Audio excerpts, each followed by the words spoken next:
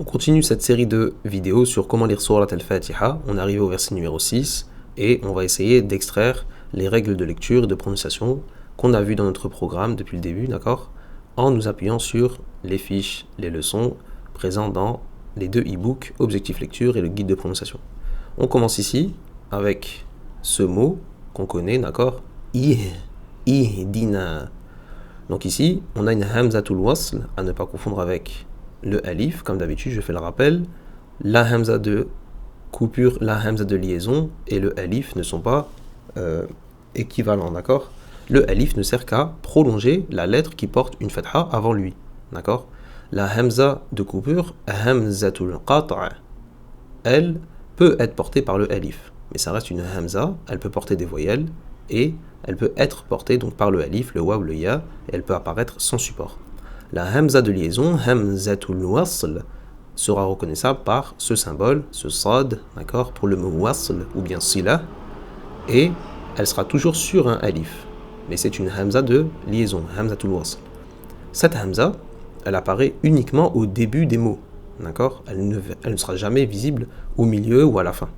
Le alif, lui, ne pourra jamais être au début des mots, d'accord, c'est la forme d'un alif, d'accord, ici, mais le alif, c'est vraiment cette lettre qui sert à prolonger uniquement la fatha. Et la hamza, hamzatul qat', elle, on pourra l'avoir au début, au milieu ou à la fin. Ici, on a affaire à une hamza de liaison, hamzatul wasl. Maintenant, on sait qu'on doit dire i, mais pourquoi on doit dire i et pas a ou bien ou? On va réviser ici cette règle. On avait dit que lorsqu'on a affaire à un verbe qui démarre par une hamza de liaison, on va compter jusqu'à la troisième lettre. 1, 2, 3. Si on a une dhamma, alors on va prononcer la hamza de liaison avec une dhamma. On va la prononcer comme une hamza de coupure, mais avec une dhamma. Usjud. Si on a une fatha en troisième position, 1, 2, 3, fatha, je vais prononcer ma hamza de liaison avec une kasra. Kasra, d'accord? Pas une fatha, une kasra. Idhab, d'accord? Et enfin, si j'ai une kasra en troisième position, 1, 2, 3, kasra, je vais prononcer ma hamza de liaison avec une kasra. Donc, isbir. Ici, concernant notre verset, on a 1, 2, 3, une kasra, donc on prononce la hamza de liaison avec une kasra. Ihdina, d'accord? Donc ça, c'est pour réviser, d'accord, la règle de lecture concernant la hamza de liaison lorsqu'elle débute un verbe. Ensuite, j'ai un ha, sukun, dal, kasra, ihdi.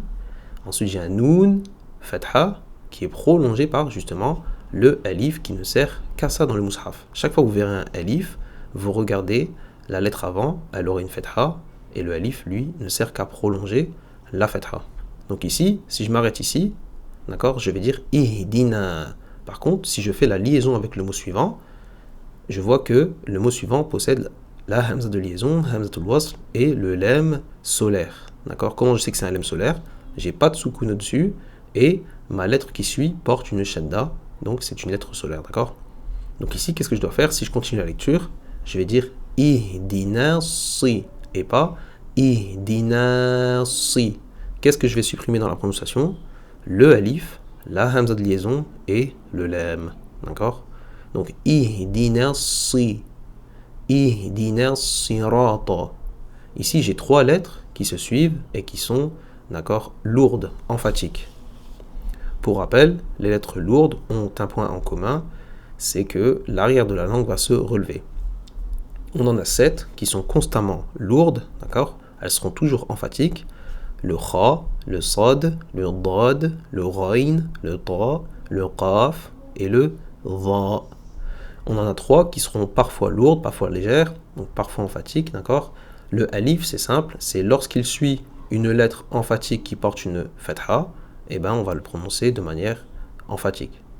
Le ra, il y a des règles spéciales, donc je vous demande de retourner à la section des règles du ra dans votre espace. Et le lem, on a vu dans les vidéos précédentes que c'était pour le nom d'Allah, tabaraka wa ta'ala, lorsqu'il sera précédé d'une dhamma ou d'une fatha, on va le prononcer de manière lourde. Allah, d'accord? Le reste des lettres sera toujours prononcé de manière non emphatique, de manière légère, d'accord? Et le point commun de ces lettres lourdes, c'est que l'arrière de la langue va se relever pour creuser le milieu, créer un espace pour le son qui va donner cet aspect lourd, d'accord? Qui va remplir la bouche, donner cet aspect lourd à la lettre. Donc voilà ce qu'on peut dire sur les lettres emphatiques. Ici, on en a 3 successivement. On en aura une à la fin. Donc ici, je ne vais pas dire Ihdina sirata. Ihdina sirat. D'accord? Je vais dire Ihdina sirata. Sirata. Et pas sirata. Donc voilà ce qu'on peut dire pour les lettres emphatiques. Ici, mon ra, je vois que il est prolongé par un petit alif. Pour rappel, le alif, non seulement il va servir de prolongation de la fatha, mais il pourra être, d'accord, il pourra prendre ses différentes formes. Le alif standard, le petit alif et le alif maqsoura à la fin des mots. Ici, on a un petit alif, donc ra, rata, ihdina sirata. On continue. Ici, j'ai un lemme lunaire, d'accord, une hamza de liaison que je ne vais pas prononcer si je continue la lecture, d'accord. Ihdina siratal, d'accord, tal, donc je vais passer du ta au lemme directement. Et après, j'ai ma lettre lunaire, d'accord, le mime. Ihdina siratal mous, d'accord. Lettre lunaire, pour rappel, elles sont au nombre de 14. Ici, j'ai le mime qui nous intéresse. Et lorsque mon article avec le lemme lunaire est précédé ne serait-ce que d'une seule lettre, on va supprimer dans la prononciation la hamza de liaison, d'accord? Donc ici, j'ai un mime, dhamma, sin, sukun, mous, ta, fatha, mousta, et un qaf, kasra. Mustaqim. Mustaqim. Donc le qaf, malgré la kasra, garde son aspect emphatique, d'accord? Ihdina siratal mustaqim. Ihdina siratal mustaqim. Mon qaf ici, kasra, est prolongé par un ya. On rappelle, le ya garde ces 2 points lorsqu'il est dans le mot. Mais si elle est à la fin, elle perd ces 2 points, la lettre ya, d'accord? Donc ici, prolongation de la kasra par le ya, et je m'arrête sur un mime avec soukoun à l'oral, même si on voit une voyelle, car on le rappelle, lorsqu'on a ce symbole qui indique la fin du verset et son numéro à l'intérieur, on voit que même si j'ai une lettre avec une voyelle ou un tanwin à l'écrit, je vais prononcer un soukoun à l'oral. Donc, mustaqim. Et ça va donner, au final, Ihdina siratal mustaqim. Ihdina siratal mustaqim.